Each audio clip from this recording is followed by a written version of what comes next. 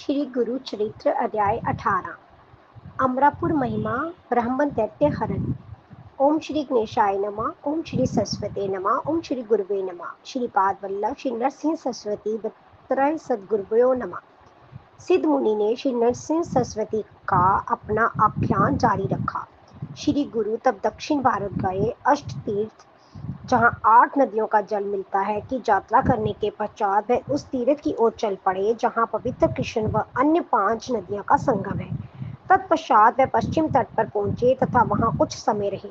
इस स्थान पर पवित्र नदियां शिव भद्र सरस्वती सुरभि तथा सोमवती 2 अन्य नदियां कृष्णा व वेणी से मिलती हैं। अतः ये सप्त नदियों का संगम रहे है। इसे महासंगम तीर्थ के नाम से जाना जाता है। ये सभी संगमों में पवित्रतम है।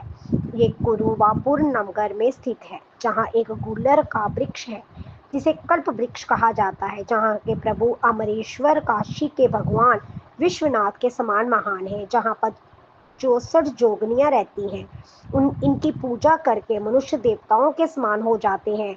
जो भक्त माघ माह में इस संगम में स्नान करते हैं उन्हें अवश्य ही स्वर्ग में स्थान मिलता है जहाँ 1 करोड़ पवित्र स्थान है। ये स्नान मोक्ष की इच्छा रखने वाला का मोक्ष, संसारिक वैभव के इच्छुक को वैभव व भक्तों को आंतरिक प्रसन्नता देता है।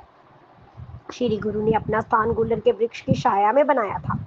इसी अमरापुर गांव में कई ज्ञानी निवास करते थे। एक बार श्री गुरु एक निर्धन ब्राह्मण के घर भिक्षा प्राप्त करने के उद्देश्य से गए।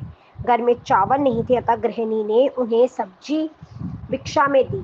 प्रभु ने उससे ही संतोष किया, पर श्री गुरु ने जाते समय उस बेल को उखाड़ दिया जिससे ब्राह्मण परिवार को सब्जी प्राप्त होती थी। वे अपनी कुटिया में चले गए। गृहिणी ने इसे देखकर विचार किया, आह, श्री गुरु ने ये बेल क्यों उखाड़ दी? मेरे ध्यान में मैंने ऐसी कोई कार्य नहीं किया है जिससे वह अप्रसन्न हो। उसके पति ने उसे ये कहकर संतावना दी, पवित्रता रो मत, सुख दुख तो अपने पूर्व जन्मों का फल है, ये कोई अन्य नहीं देता। समस्त सृष्टि प्रभु के अधीन है। प्रत्येक पीड़ा तथा आनंद का अनुभव एक निश्चित समय तक होता है, इसे कोई बदला नहीं सकता। जो हमें जीवन देता है वही उसका पालन करता है। प्रभु तो विश्व के रचयिता, पालक व संहारक है। वह राजा व रंक, बुद्धिमान व मूर्ख सबको एक दृष्टि से देखते हैं। बेल के उखेड़ने का दुख नहीं करना चाहिए, इस कार्य में भी हो सकता है कुछ भलाई हो। ये कहकर उसने उस बेल को पुनः लगाने का प्रयास किया। इस प्रयास में उसे पृथ्वी में धवा धन का पात्र मिला।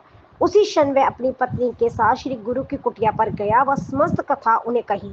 तब प्रभु ने कहा, हे सुखी दंपति, ये एक गूढ़ गुप्त बात है। यदि तुम इस धन को पुनः पृथ्वी में दबा दोगे तो ये लुप्त हो जाएगा। तुम अपने परिवार के साथ इस धन का उपयोग करो, अंत में तुम्हें मोक्ष प्राप्त होगा। अब आप अपने घर जाएं। तत्पश्चात उस दंपति ने अपना समस्त जीवन प्रभु के ध्यान में लगा दिया। इस प्रकार श्री गुरुचरित्र परम अमृत कथा का श्री नरसिंह सरस्वती आख्यान, जो सिद्ध नामधारक संवाद के रूप में कहा गया है, उसका अमरापुर महिमा ब्राह्मण दैन्य हरण नामक 18वां अध्याय संपूर्ण हुआ। मैं इसे श्री गुरु दत्तात्रेय को समर्पित करता हूँ। ओम श्री दत्तात्रेय नमः।